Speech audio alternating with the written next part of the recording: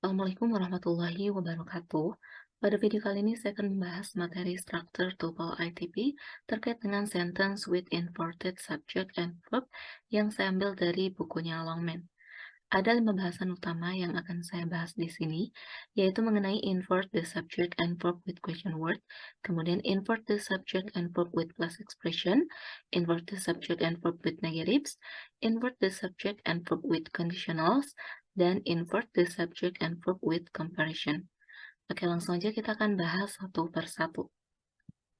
Oke, pertama kita akan bahas terkait dengan invert the subject and verb with question word atau membalik subjek dan kata kerja ketika ada sebuah question word atau kata tanya.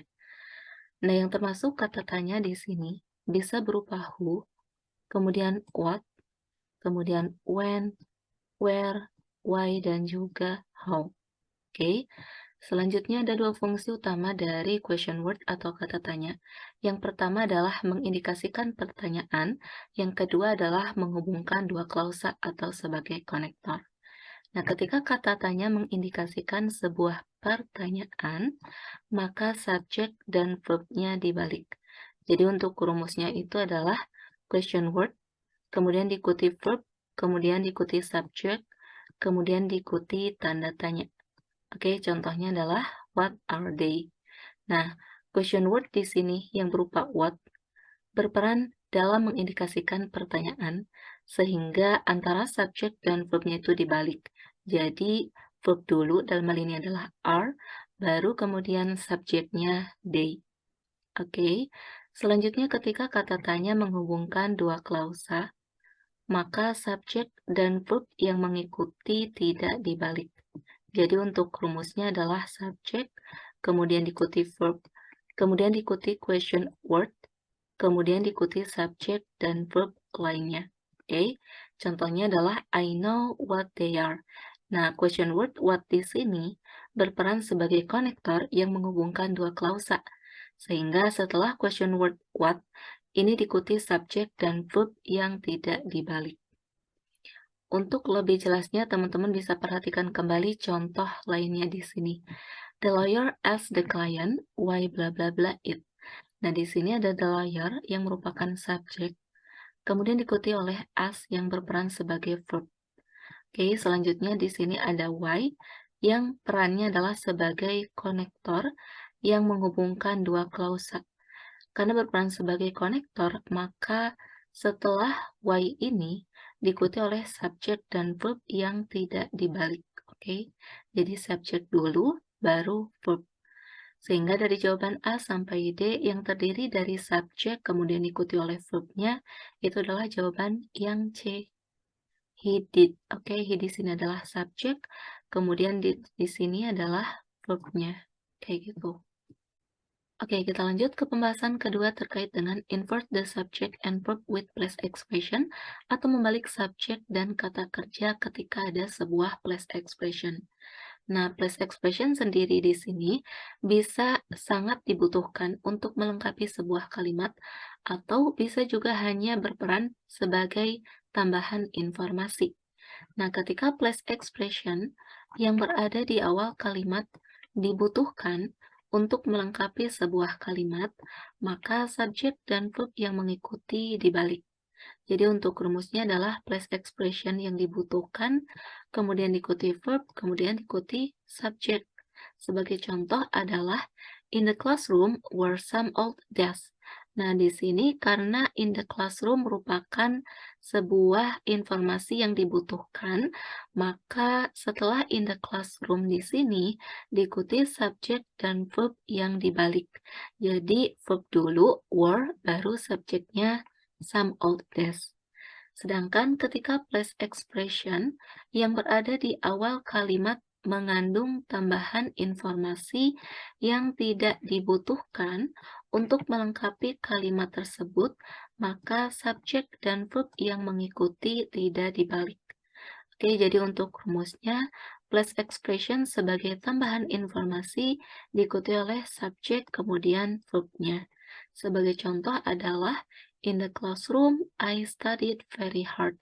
Nah, di sini in the classroom hanya berperan sebagai tambahan informasi saja, sehingga keberadaannya tidak terlalu berpengaruh dan bukan merupakan sesuatu yang dibutuhkan untuk melengkapi kalimat ini. Karena I studied very hard sendiri, ini bisa berdiri sendiri tanpa bantuan in the classroom. Sehingga antara subjek dan verb yang mengikuti tidak dibalik, kayak gitu ya. Oke, untuk lebih jelasnya teman-teman bisa perhatikan contoh lainnya. On the second level of the parking lot, bla bla bla bla. Nah, kalau kita lihat di sini, on the second level of the parking lot ini merupakan sebuah place expression, di mana place expression di sini bisa merupakan sebuah informasi yang dibutuhkan atau hanya berperan sebagai tambahan informasi saja, tergantung dari subjek dan verbnya. Nah, kalau kita lihat dari jawaban A sampai D, yang bisa berperan sebagai subjek dan verb itu cuma jawaban C sama jawaban yang D. Dan kalau teman-teman lihat di sini, some empty stalls are ini merupakan sebuah kalimat yang belum lengkap. Karena belum lengkap, maka kita butuh place expression di sini. Nah, karena place expression-nya merupakan informasi yang dibutuhkan, sehingga antara subjek dan verbnya itu dibalik. Jadi verb dulu, baru subjek. Jadi dari jawaban C dan D, yang tepat itu adalah jawaban yang D, di mana setelah on the second level of the parking lot, kemudian diikuti oleh verb terlebih dahulu yang berupa are, kemudian diikuti subjeknya some empty stalls. Kayak gitu ya. Oke, selanjutnya ada beberapa hal yang perlu teman-teman pahami di sini. Yang pertama adalah expressing place yang berupa here, there, dan juga nowhere. Dimana kalau teman-teman menemukan expressing place here, there, dan juga nowhere, maka setelah kata-kata tersebut, subjek dan verb yang mengikuti itu dibalik. Jadi sebagai contoh bisa teman-teman perhatikan di sini, here is the book that you lend me. Setelah here di sini ada verb terlebih dahulu yaitu berupa is, kemudian diikuti subjeknya the book. Selanjutnya, there are the keys that I thought I lost. Di sini ada there, kemudian diikuti verb terlebih dahulu yang berupa are, kemudian diikuti subjeknya the keys. Oke, selanjutnya, nowhere have I seen such beautiful weather. Nah, di sini ada nowhere yang kemudian diikuti oleh helping verb have, kemudian diikuti subjeknya I, dan diikuti bentuk past participle seen. Oke, selanjutnya yang kedua adalah prepositional phrases yang mengekspresikan tempat. Sebagai contoh di sini adalah in the closet or the clothes that you want. Nah, di sini ada prepositional phrases yang mengekspresikan tempat yaitu in the closet, kemudian diikuti verb terlebih dahulu yang berupa are, kemudian diikuti subjeknya the clothes. Selanjutnya, around the corner is Sam's house. Di sini ada prepositional phrases yang mengekspresikan tempat berupa around the corner yang kemudian diikuti oleh verb terlebih dahulu yang berupa is, kemudian diikuti subjeknya Sam's house. Kayak gitu. Oke, selanjutnya teman-teman bisa cermati kembali terkait dengan penggunaan place expression yang dibutuhkan dan yang hanya berperan sebagai informasi tambahan. Dalam hal ini kita bisa lihat contohnya, in the forest are many exotic birds. Nah, kalau teman-teman cermati di sini, place expression in the forest dibutuhkan untuk melengkapi kalimat many exotic birds are. Sehingga setelah in the forest di sini diikuti subjek dan verb yang dibalik. Sedangkan di contoh lainnya in the forest, I walked for many hours. Nah, kalimat I walked for many hours di sini merupakan sebuah kalimat yang sudah lengkap tanpa adanya place expression in the forest. Sehingga in the forest di sini hanya berperan sebagai informasi tambahan saja. Karena berperan sebagai informasi tambahan, maka subjek dan verb yang mengikuti tidak dibalik. Seperti itu ya. Oke, kita beralih ke pembahasan selanjutnya terkait dengan invert the subject and verb with negatives atau membalik subjek dan kata kerja ketika ada negative expression. Jadi apa aja sih yang termasuk negative expression? Bisa teman-teman cermati di sini. Untuk negative expression itu bisa berupa no, kemudian barely, not, hardly, never, only, neither, rarely, nor scarcely, dan seldom. Jadi kalau teman-teman menemukan negative expression seperti yang ada di tabel tersebut, maka subjek dan verb yang mengikuti itu harus dibalik. Oke, sebagai contoh bisa dilihat di sini. Pertama adalah negative expression yang berada di awal kalimat. Oke, sebagai contoh adalah not once did I miss a question. Di sini ada sebuah negative expression not. Karena ada negative expression not di sini, maka antara subjek dan verb yang mengikuti itu harus dibalik. Jadi, di dulu yang berperan sebagai verb, kemudian diikuti subjeknya yang berupa I. Oke, selanjutnya never has Mr. Jones taken a vacation. Di sini ada sebuah negative expression never, sehingga setelah never ini diikuti oleh helping verb-nya terlebih dahulu yang berupa has, kemudian diikuti subjeknya Mr. Jones, kemudian setelah itu diikuti oleh past participle yaitu taken. Selanjutnya, at no time can the woman talk on the telephone. Di sini ada sebuah negative expression yang berupa no, sehingga setelah no ini diikuti terlebih dahulu oleh bentuk model can, kemudian diikuti oleh subjeknya the woman, dan setelah itu diikuti oleh verb dalam bentuk dasar yang berupa talk. Oke, selanjutnya yang kedua adalah negative expression yang berada di tengah kalimat. Untuk contohnya, I don't want to go and neither does Tom. Di sini ada negative expression yang berupa neither, sehingga setelah neither ini diikuti oleh verb-nya terlebih dahulu yang berupa does, kemudian diikuti subjeknya yaitu Tom.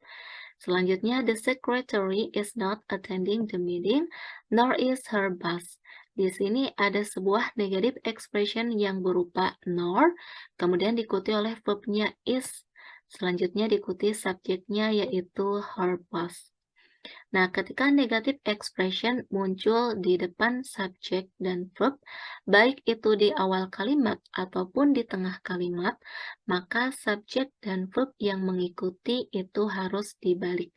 Oke, jadi rumusnya adalah negative expression, kemudian diikuti verb, kemudian diikuti subjek. Sebagai contoh adalah rarely were they so happy. Di sini ada sebuah negative expression yaitu rarely, sehingga setelah rarely ini, subjek dan verb yang mengikuti itu harus dibalik. Jadi verb dulu yang berupa were, kemudian diikuti subjeknya yaitu they. Oke, untuk lebih jelasnya teman-teman bisa perhatikan kembali contoh lainnya. Only the extremely dangerous situation, bla bla bla, stopped. Nah, di sini ada only yang berperan sebagai negative expression. Karena ada only di sini, maka antara subjek dan verb yang mengikuti harus dibalik. Dalam hal ini adalah verb dulu, baru subjek. Oke, selanjutnya kalau teman-teman cermati dari jawaban A sampai D yang terdiri dari verb terlebih dahulu kemudian diikuti subjeknya itu kan bisa jawaban A sama jawaban D. Yang membedakan di sini adalah penempatan dari B di sini. Apakah ditempatkan setelah will yang merupakan model ataukah setelah subjeknya? Kalau teman-teman cermati di sini, yang tepat itu adalah jawaban yang D, di mana setelah only di sini, kemudian diikuti modelnya yang berupa will, kemudian diikuti subjeknya yang berupa the printing process, kemudian diikuti bentuk be, dan kemudian diikuti past participle stopped di sini, karena merupakan bentuk kalimat pasif.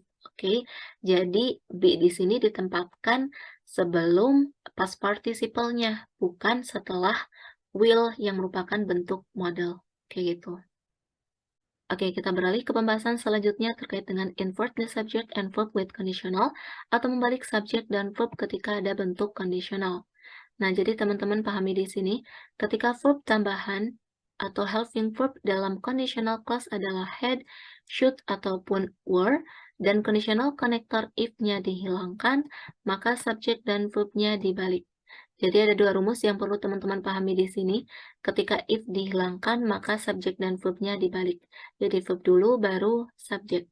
Sebagai contoh adalah were he here, he would have. Kayak gitu ya. Sedangkan ketika if-nya tidak dihilangkan, maka subjek dan verb-nya tidak dibalik. Jadi subjek dulu, baru verb. Sebagai contoh adalah if he were here, he would have. Nah, setelah if di sini, ikuti subjek dan verb yang tidak dibalik.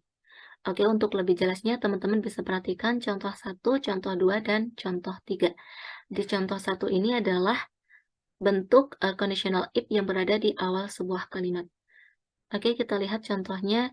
If he had taken more time, the result would have been better. Di sini ada sebuah konektor if. Karena if-nya nggak dihilangkan, maka setelah if ini diikuti subjek dan verb yang tidak dibalik. Jadi, subjek dulu yang berupa he, kemudian diikuti verb-nya had taken. Selanjutnya, had he taken more time, the result would have been better. Di sini, if-nya udah dihilangkan, sehingga karena dihilangkan, maka kita perlu membalik antara subjek dan verb-nya. Dalam hal ini adalah had di sini yang berupa helping verb, kemudian diikuti subjeknya he, kemudian diikuti bentuk past participle taken. Oke, selanjutnya di contoh 2 adalah terkait penggunaan if yang berada di tengah kalimat. Jadi sebagai contoh, I would have you if I were in a position to help. Di sini if-nya nggak dihilangkan, sehingga karena ada if, maka subjek dan verb yang mengikuti tidak dibalik. Jadi are dulu yang berupa subjek, kemudian diikuti verb-nya were. Selanjutnya, I would have you were I in a position to help. Di sini if-nya udah dihilangkan, sehingga karena udah dihilangkan, maka kita harus membalik subjek dan verb-nya. Jadi, were dulu yang berupa verb, kemudian diikuti subjeknya I. Oke, selanjutnya teman-teman bisa perhatikan contoh 3 di sini. The report would have been accepted, bla bla bla, in checking its accuracy. Nah, kalau teman-teman perhatikan, di sini kita membutuhkan sebuah bentuk kondisional, di mana kalau ada if, maka subjek dan verb-nya tidak dibalik. Sedangkan ketika nggak ada if, maka subjek dan verb-nya itu harus dibalik. Oke, teman-teman lihat di jawaban A di sini, ada if. Karena ada if, maka subjek dan verb yang mengikuti tidak dibalik. Setelah if ini diikuti oleh subjek aja yang berupa more care, sehingga karena hanya berupa subjek dan gak ada verb, maka jawaban A ini jelas salah. Selanjutnya untuk jawaban B, more care had been taken. Di sini ada subjek yang berupa more care, kemudian diikuti verb-nya had been taken. Kalau kita masukkan ke bagian yang kosong ini, menjadi salah nanti kalimatnya, karena kita membutuhkan if jika subjek dan verb-nya nggak dibalik. Oke. Selanjutnya untuk pilihan jawaban C, had taken more care, di sini juga salah. Oke. Kenapa yang jawaban C ini salah? Karena kalau kita cermati, kalimatnya ini merupakan bentuk kalimat pasif, sehingga had di sini dia hanya berperan sebagai helping verb saja, bukan menjadi verb utama. Karena di sini hanya ada had aja, maka jawaban C juga salah. Sehingga yang tepat adalah jawaban yang D, di mana setelah accepted di sini diikuti oleh had yang berperan sebagai helping verb, kemudian diikuti oleh subjeknya yang berupa more care, kemudian diikuti oleh bentuk be, yaitu been, dan juga diikuti past participle taken, karena mengindikasikan bentuk kalimat pasif. Oke. Oke, selanjutnya kita beralih ke pembahasan terakhir terkait dengan invert the subject and verb with comparison, atau membalik subjek dan verb ketika ada bentuk komparasi. Nah, membalik subjek dan verb setelah komparasi ini bersifat pilihan atau tidak diharuskan, dan pembalikan ini bersifat lebih formal. Oke, untuk lebih jelasnya teman-teman bisa perhatikan di contoh 1 ini. My sister spends more hours in the office than John. Setelah bentuk komparasi more than diikuti oleh subjek aja yang berupa John. Dan kalimat ini merupakan kalimat yang benar. Oke. Selanjutnya, my sister spends more hours in the office than John does. Setelah komparasi more than, diikuti subjek yaitu John, kemudian diikuti verbnya does. Dan ini juga merupakan kalimat yang benar. Kemudian di kalimat ketiga, my sister spends more hours in the office than does John. Setelah komparasi more than, kemudian diikuti verb terlebih dahulu yang berupa does, kemudian diikuti subjeknya John. Nah, kalimat ketiga ini merupakan kalimat yang bersifat lebih formal dibandingkan dua kalimat sebelumnya. Oke, jadi ada dua rumus yang perlu teman-teman pahami terkait dengan komparasi ini. Yang pertama adalah setelah komparasi subjek dan verbnya tidak dibalik. Yang kedua adalah setelah komparasi subjek dan verbnya dibalik. Untuk rumus ketika setelah komparasi subjek dan verbnya tidak dibalik, maka rumusnya adalah subjek, kemudian diikuti verb, kemudian diikuti komparasi, kemudian diikuti subjek dan verb lainnya. Sebagai contoh, adalah we were more prepared than the other performers were. Di sini ada komparasi more prepared than yang kemudian diikuti subjek dan verb yang tidak dibalik. Oke, selanjutnya ketika setelah komparasi subjek dan verbnya dibalik, maka rumusnya adalah subjek, kemudian diikuti verb, kemudian diikuti komparasi, kemudian diikuti verb terlebih dahulu, baru subjeknya.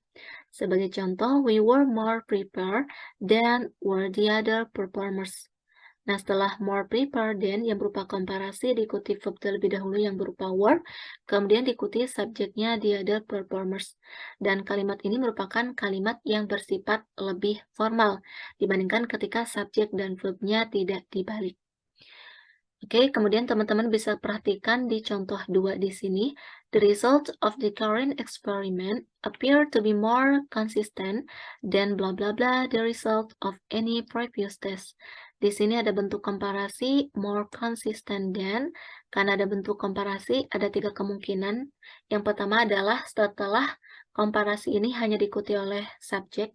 Yang kedua, setelah komparasi diikuti subjek dan verb yang tidak dibalik. Yang ketiga, setelah komparasi diikuti subjek dan verb yang dibalik. Oke, kalau teman-teman perhatikan di sini, the result of any previous test merupakan sebuah subjek, ya. Karena ada subjek di sini, maka otomatis kita membutuhkan verb di sini. Oke, jadi kalau teman-teman perhatikan dari jawaban A sampai D, yang berperan sebagai verb itu adalah jawaban B, yang berupa were. Oke, kita lanjut ke latihan soal. Untuk soal nomor 1, rarely bla bla bla located near city lights or at lower elevations. Di sini ada rarely yang merupakan sebuah negative expression. Karena ada negative expression, maka subjek dan verbnya harus dibalik. Jadi verb dulu, baru subjek. Oke, teman-teman perhatikan dari jawaban A sampai D yang terdiri dari verb kemudian ikuti subjek itu cuman jawaban D. Di mana di sini ada verb are, kemudian diikuti subjeknya observatories. Oke. Selanjutnya, untuk soal nomor 2, there are geographic, economic, and cultural reasons why bla bla bla around the world. Nah, di sini ada sebuah question word why yang berperan sebagai konektor. Karena perannya sebagai konektor, maka setelah why ini diikuti subjek dan verb yang tidak dibalik. Oke, jadi subjek dulu baru verb. Teman-teman lihat dari jawaban A sampai D yang terdiri dari subjek kemudian diikuti verb itu adalah jawaban yang A. Diets di sini berperan sebagai subjek dalam bentuk plural, kemudian diikuti verbnya depart yang merupakan verb dalam bentuk plural. Oke, kita lanjut ke soal nomor 3. Were blah blah blah millions of dollars each year replenishing eroding beaches, the coastline would be changing even more rapidly. Nah, di sini ada were yang merupakan helping verb.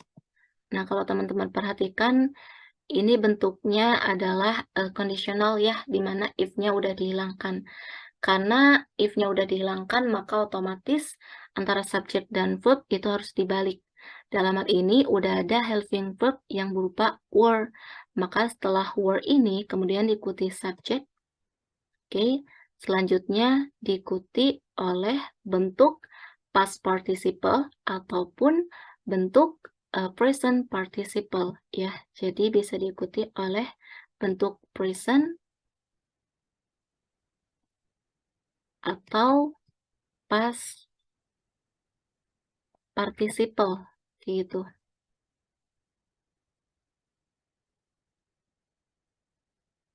Oke, teman-teman lihat dari jawaban A sampai D yang terdiri dari subjek, kemudian diikuti bentuk present atau past participle, itu cuman jawaban yang A, di mana di sini ada di US Army Corps of Engineers yang berperan sebagai subjek, kemudian diikuti oleh bentuk present participle, spending, ya. Itu untuk soal nomor 3. Kemudian kita lanjut ke soal nomor 4. Nowhere bla bla bla more skew than in the auto industry. Nah, di sini ada nowhere yang mengekspresikan tempat.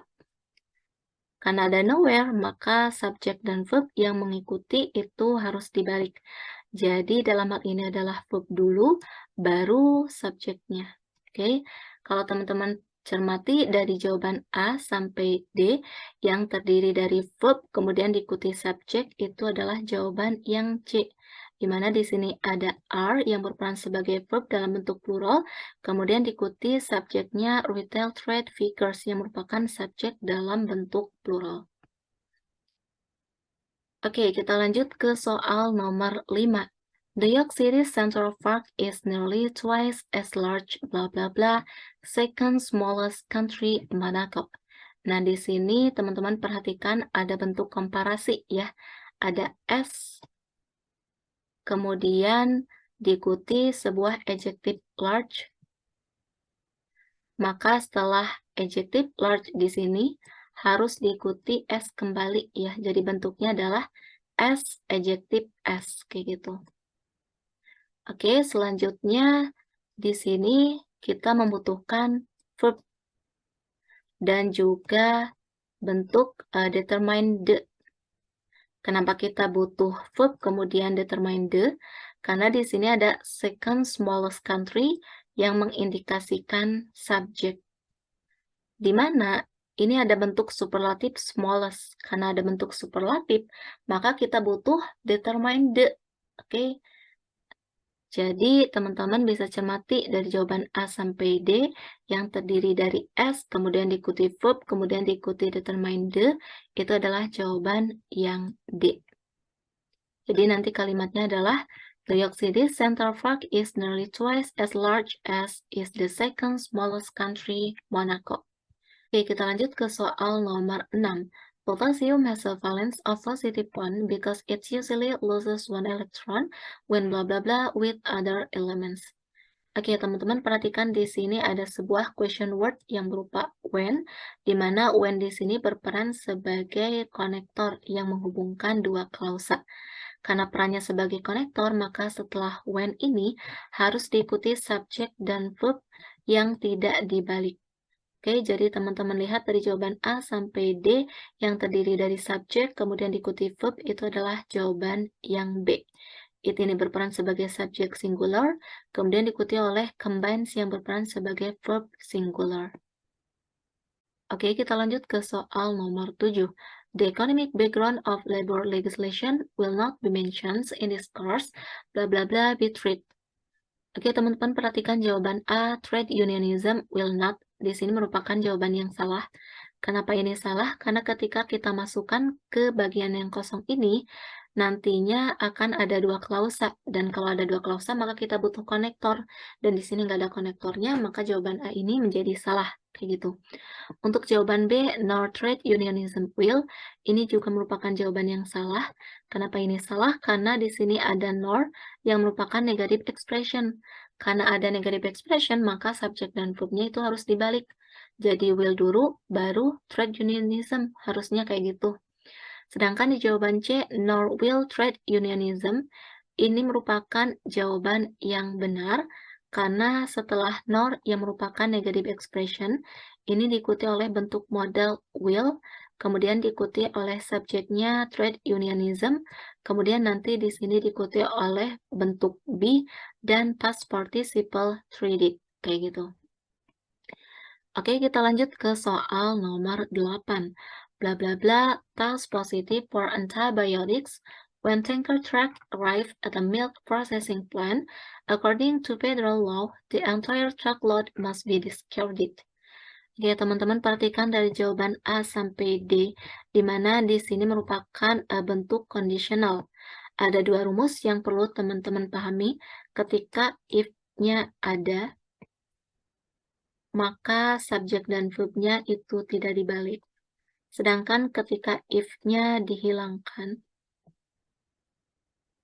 maka subjek dan verb yang mengikuti harus dibalik. Jadi verb dulu, baru subjek. Oke, teman-teman perhatikan jawaban A, should make. Di sini ada sebuah verb yang berupa helping verb should, kemudian diikuti subjeknya milk.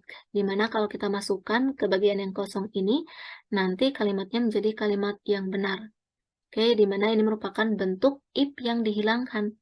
Karena dihilangkan, maka subjek dan verb-nya itu harus dibalik. Sedangkan jawaban B, C, dan juga D ini merupakan jawaban yang salah. Kita lanjut ke soal nomor 9. Located behind bla bla bla the two lacrimal glands. Di sini ada subjek the two lacrimal gland yang merupakan subjek plural. Kemudian di sini ada located behind bla bla bla yang nantinya akan berperan sebagai place expression. Oke, kemudian di sini teman-teman perhatikan ada behind ya, yang merupakan sebuah preposisi. Karena ada preposisi behind, maka setelah preposisi ini kita butuh objek preposisi. Dan karena belum ada verb untuk subjek the two lacrimal glands, maka kita juga butuh verb dalam bentuk plural agar sesuai dengan subjeknya yang merupakan bentuk plural. Kalau teman-teman perhatikan dari jawaban A sampai D yang terdiri dari objek preposisi, kemudian diikuti verb dalam bentuk plural, itu adalah jawaban yang C. Jadi nanti kalimatnya menjadi located behind each eyelid are the two lacrimal glands. Oke. Kemudian kita lanjut ke soal nomor 10. Only for a short period of time, bla bla bla, run at top speed. Nah, di sini ada only yang merupakan negative expression. Karena ada only, maka subjek dan verb-nya itu harus dibalik. Jadi verb dulu, baru subjek. Oke, jadi dari jawaban A sampai D yang terdiri dari verb, kemudian diikuti subjek, itu adalah jawaban yang B. Di mana do ini berperan sebagai verb, kemudian diikuti subjeknya cita, dan di sini nanti ada run yang merupakan verb dalam bentuk dasar. Nah, demikian terkait materi sentence with inverted subject and verb yang bisa saya jelaskan. Semoga bisa dipahami dan bisa bermanfaat bagi teman-teman semuanya. Terima kasih. Wassalamualaikum warahmatullahi wabarakatuh.